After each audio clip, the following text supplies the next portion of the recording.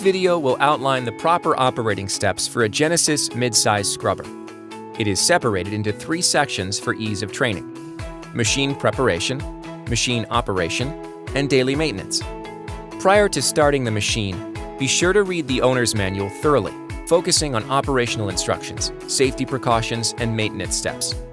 Additionally, use proper personal protective equipment, or PPE, whenever required. Let's get started with Section 1, Machine Preparation. The first step is to fill the GeneSys Scrubber's 25-gallon solution tank. Fill ports are in both the front and the rear of the machine. While filling, you can check the solution level by utilizing the solution sight gauge on the rear left side of the machine. The marks on the tank indicate how full the solution tank is with cleaning solution. If using SolidChem technology, insert your chosen chemical solid into the SolidChem cartridge as shown here. From there, the machine needs to be filled with water only. Place the hose in either fill port and refer to the sight gauge at the back of the machine to see the tank's water level. If not using SolidChem technology and utilizing a wall mount dispenser, select the correct cleaning product and highest flow rate and insert the fill hose into one of the fill ports. Alternatively, if mixing in the solution tank, measure the chemical according to the chemical's recommended dilution for a 25-gallon tank. For ease, pour the chemical in the front fill port first, and then fill the rest of the tank with water using a hose in one of the fill ports. Lastly, if not using SolidChem, make sure to turn the SolidChem switch to the off position. This will shut off the SolidChem refill indicator light on the upper console. Then install the squeegee assembly on the rear of the machine. To do this, align the knobs on the squeegee assembly to the slots on the squeegee bracket as shown here. Then, hand tighten the knobs until they can't be turned. Finish the installation by attaching the recovery hose to the squeegee assembly. The next step is to install your pads and pad drivers, or scrub brushes, on the scrub deck. If you have a disc scrub deck and plan to use pads and pad drivers, you'll need to attach the pad to the pad driver. First, remove the pad retainer clip on the pad driver. Then, center the pad on the pad driver and press the pad retainer clip back into place. The GeneSys Mid-Size Disc Scrubbers are equipped with automatic on-off disc pad driver or brush attachment. To attach the pad drivers to the GeneSys Scrubber, simply slide the pad drivers under the scrub deck, aligning to the left and the right drive hubs as best as possible. Note that the scrub deck skirt must cover both discs when the scrub deck is lowered into the attachment position.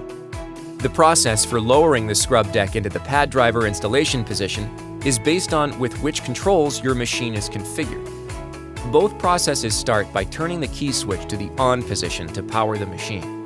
Then, turn the speed control knob to the slowest position. If your machine has a standard control knob like this, simply rotate the knob to the second or medium down pressure position. If your machine has a touch encoder like this, select the second or medium down pressure position, touch the home button, and then press go, and the head will lower over the pad drivers. In both cases, once the head is down, pull the bail trigger to activate the scrub deck. If aligned appropriately, the drive hubs will find the center of the pad driver and lock them into place. If you have an orbital scrub deck like this, you will be aligning a rectangular pad to the pad driver on the deck. To get the best water distribution and efficiency, we suggest aligning the pad about a ½ inch forward of the drive plate, like this. Once aligned on both front corners, press the front corners on the Velcro, then proceed to press the middle and finally the rear corners, so you have even connection across the pad. Now that the machine is prepped and ready, let's move to Section 2 and learn how to operate the GeneSys for daily cleaning and project work applications. This first portion of the machine operations section will be split into 2 parts based on the control type of your machine.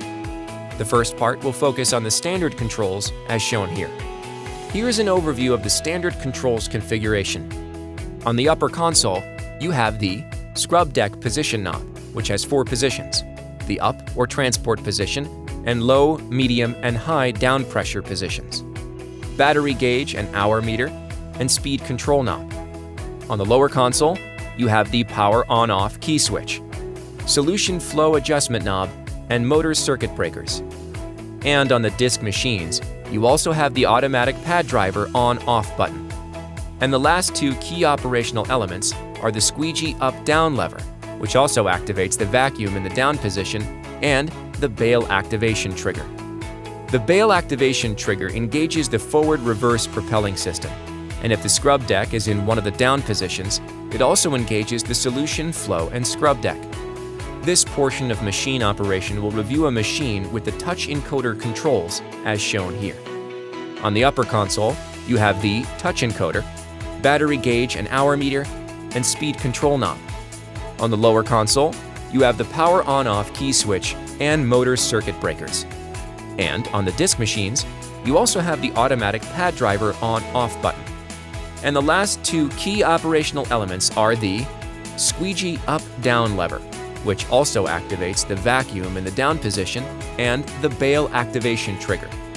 The bail activation trigger engages the forward-reverse propelling system, and if the scrub deck is in one of the down positions, it also engages the solution flow and scrub deck. Upon powering on with the key switch, the touch encoder will turn on and go to a Betco startup screen. After that, it will default to the Go screen. Pushing Go will lower the scrub deck and activate all the previous settings for solution flow rate, down pressure, and top speed.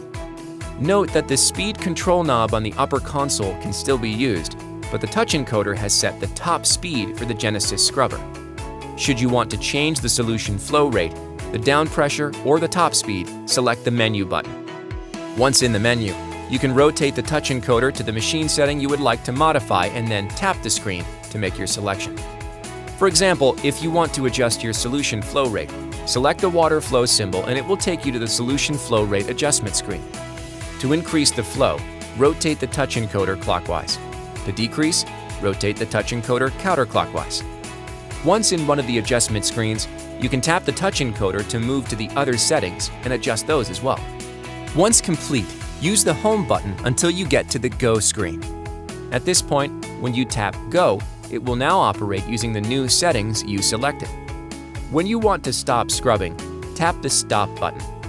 At that point, the head will lift into the up or transport position and discontinue the solution flow and scrub deck operation. Now that you understand either the standard or touch encoder controls, we can now move to setting the machine up for your application. When setting up your GeneSys Scrubber to perform your application, your goal is to always deliver fantastic results as efficiently and at the lowest cost as possible. In this portion of the video, we will be showing the standard controls. However, the selections for the touch encoder would be the same. Typically, the logic is pretty simple. With relatively clean floors, the machine can be set to a lower solution flow rate and down pressure, while your speed can be moderate to high, depending on safety and comfort level. With dirtier floors or tougher project work, however, the machine should be set to a higher solution flow rate and down pressure, while your speed should be moderate. The only exception at using these higher settings is if you are performing finish removal with an orbital scrubber and maroon surface prep pad. In this application, you want to utilize low solution flow and very low speed. Once you've made your setting selections, first lower the squeegee and activate the vacuum. Then squeeze the bail activation trigger. This will activate the machine in the settings you selected for your application, and the machine will propel forward. To stop the machine, let go of the bail activation trigger, which will also deactivate the scrub deck and solution flow. Move the scrub deck position knob to the up position. Before raising the squeegee, activate the bail trigger to move you forward and recover the solution that is still on the floor. Once recovered, you can raise the squeegee. The vacuum fan will continue to run for a few seconds to evacuate the recovery hose.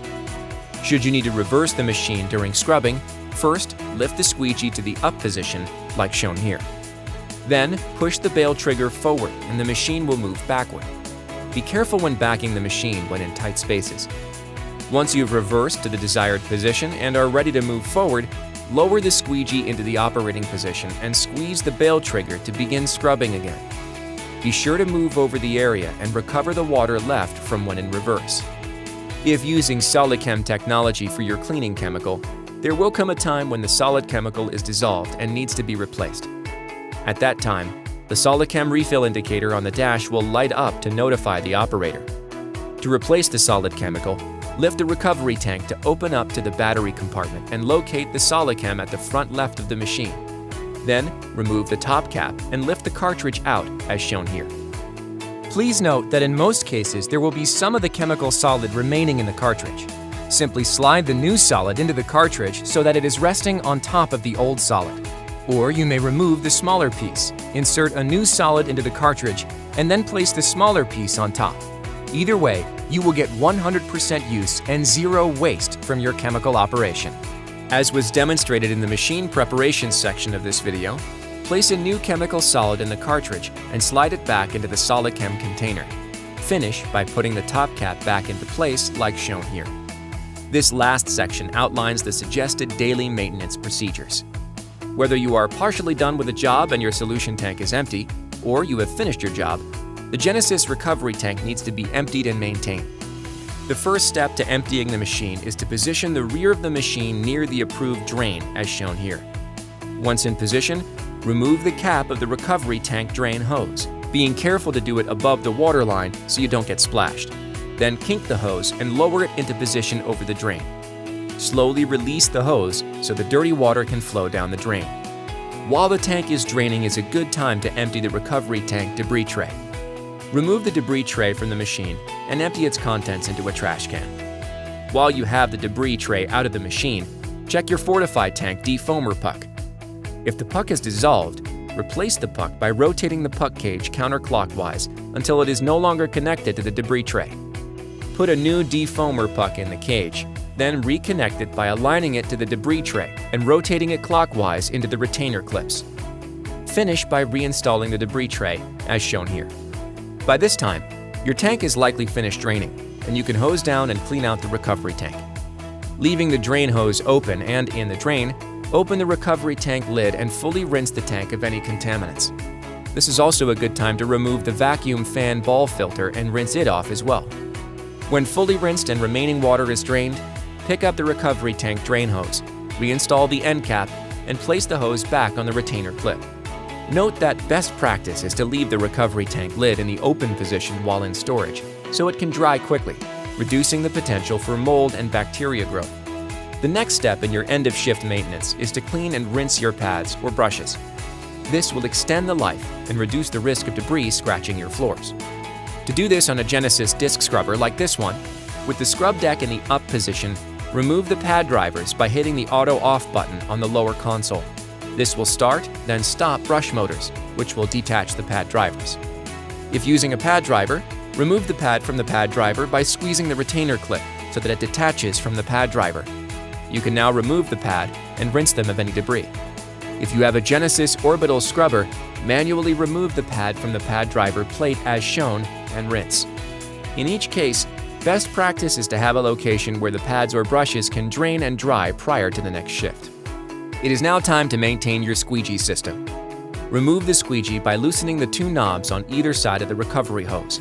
Then slide the squeegee assembly off the machine and detach the recovery hose. Rinse the assembly to remove any dirt or debris. Finish by wiping down the front and rear squeegees to dry and removing any remaining debris. The final step to cleaning the squeegee is to inspect the drip trap. Loosen the wing nuts and detach the drip trap. Remove any debris by rinsing with the hose. Once complete, reinstall the drip trap onto the squeegee assembly. Then inspect the squeegee's edge. If it is showing significant wear, or if you had noticed depleted recovery performance during operation, it is time to flip or replace the blades. To remove the blade, unlatch the retainer band and remove the opposite end of the band from the retainer hook. The squeegee can now be removed and flipped or replaced. Each blade has 4 edges that can be used prior to replacement. Reattach the squeegee by aligning the holes to the squeegee assembly as shown. Then reattach the retainer band by hooking the open end to the squeegee assembly and latching the other end to secure it. If your job or shift isn't finished, reinstall the squeegee assembly as shown in section 1. If your job or shift is complete, attach the squeegee to the transport squeegee hanger to dry until the next operation. Note that this hanger can be used to transport the machine from location to location with ease, particularly in and out of doorways, elevators, and other narrow areas. Finally, it is time to check if the batteries need to be charged. Refer to the battery meter on the dash. If the batteries need charging, unwrap the electrical cord and plug it into a standard outlet. The status indicator light on the charger shows which stage of charging the batteries are in. The level shown gives the operator an indication as to how long fully charging will take. The green indicator light means that your batteries are fully charged. In the rare case that your onboard charger is inoperable, an off-board 24-volt charger can be used in the interim by detaching the Anderson connector located near the onboard charger and connecting the off-board charger into the Anderson connector going into the machine. Use the off-board charger's indicator lights to tell you whether the machine is charged. Thank you for purchasing GeneSys and watching this operational instruction video.